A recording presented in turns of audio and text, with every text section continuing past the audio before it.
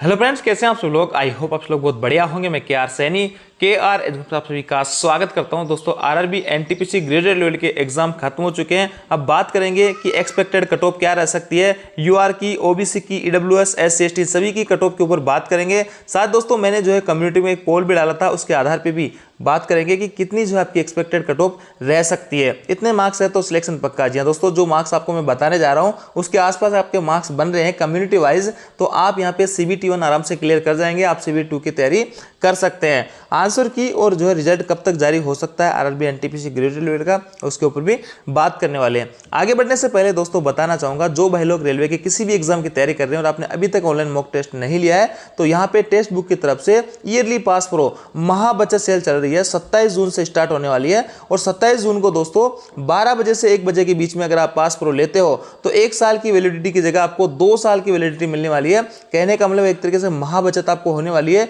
1 साल के pass pro के साथ में आपको 1 साल का एक्स्ट्रा एकदम फ्री मिलने वाला है। बस कंडीशन ये है कि 27 तारीख को आप 12 से 1 के बीच में, रात को 12 से 1 के बीच में आपको एक बाय करना होगा, तो आपको 1 के साथ में 1 साल का एक्स्ट्रा बेनिफिट यहाँ पे दिया जाएगा। इसकी जो प्राइस है वो जल्दी डिस्क्लोज की जाएगी 27 तारीख को ही। और यहाँ पे देखिए दोस्तों, आप हमारा कूपन कोड सैनी यूज करके 12% तक की अतिरिक्त छूट इसमें ले सकते हैं। टेक्स्ट बुक के पास प्रो में कई सारे फीचर्स हैं। यहाँ पे आप अपनी ऑल इंडिया रैंक देख सकते हैं, लाइव टेस्ट दे सकते हैं, सब्जेक्ट वाइज टेस्ट दे सकते हैं।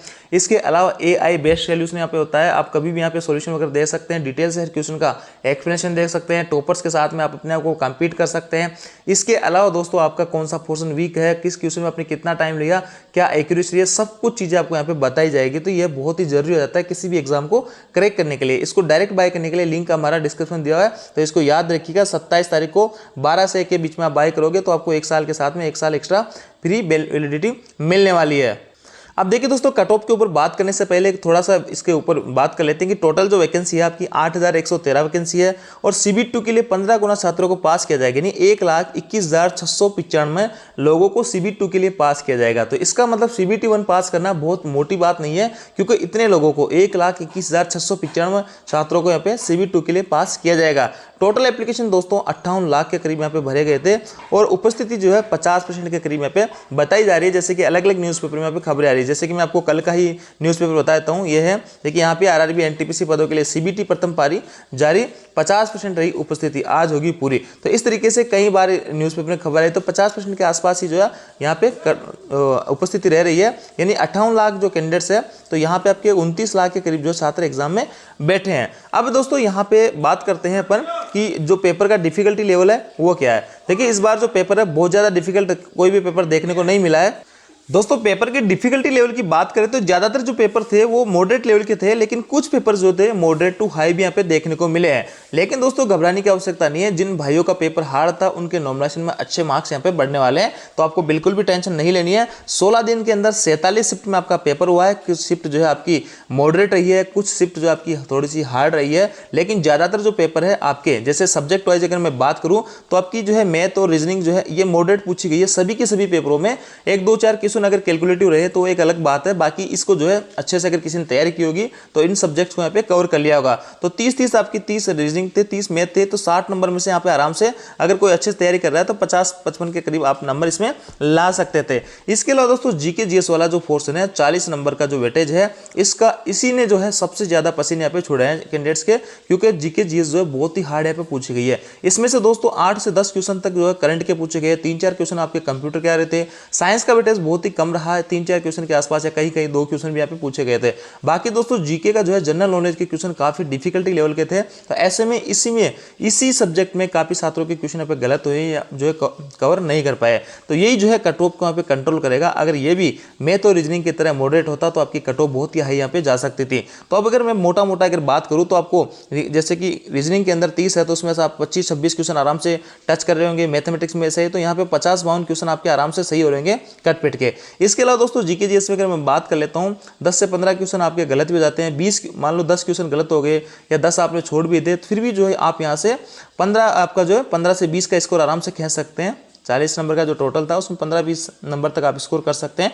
तो ऐसे में मिला के अगर एक एवरेज स्टूडेंट है तो जो है यहाँ पे 65 से 70 के आसपास, यानी 60 से 70 के मैक्सिमम कैंडिडेट्स के जो है 60 से 70 के करीब जो यहाँ पे वेटेज बैठ सकता है। अगर जीके जीएस में थोड़ी सी भी अच्छी पकड़ यहाँ पे रही होगी, करंट को थोड़ा सा पकड़ लिया होगा, तो ये जो है मैक्सिमम छात्रों के ये स्कोर आ रहा होगा अपने हिसाब से। बाकी जो आंसर की आएगी दोस्तों, उसमें बहुत सारे क्वेश्चन ऊपर नीचे होने वाले हैं। जो क्वेश्चन अपने को लगता है कि हाँ मैंने क्वेश्चन सही किया है, लेकिन उसमें कुछ और पूछ रहा होता है और अपन कुछ और सोच लेते हैं, तो ऐसे में अब हर कैंडिडेट्स के साथ में होता है 3-4 क्वेश्चन आपके ऐसे गलत हो जाते हैं। यह मैक्सिमम 99 कैंडिडेट्स के साथ में ऐसा होने वाला है। तो डिफिकल्टी लेवल की बात होगी, जिनका पेपर डिफिकल्ट था, किसी किसी शिफ्ट में थोड़ा सा डिफिकल्ट था, तो ऐसे में उनको डरने की आवश्यकता नहीं है। आपका नॉर्मलाइजेशन के अंदर मार्क्स यहाँ पे बढ़ जाएंगे। दोस्तों पिछली बार जो है नॉर्मलाइजेशन में यहाँ पे 15-15 मार्क्स तक भी बढ़े थे, और जिन कैंडिडेट्स का पेपर ईजी था उन छात्रों के जो है यहाँ मार्क्स नहीं बढ़े थे। तो ऐसे में नॉर्मलाइजेशन भी एक ऑप्शन बचता है अभी, जिन छात्रों के स्कोर कम बन रहा है पेपर के डिफिकल्टी के कारण, तो उनको डरने की बिल्कुल भी आवश्यकता नहीं है। 16 दिन में 47 शिफ्ट हुई, इसलिए सभी का जो है नॉर्मलाइजेशन होकर एक स्कोर यहाँ पे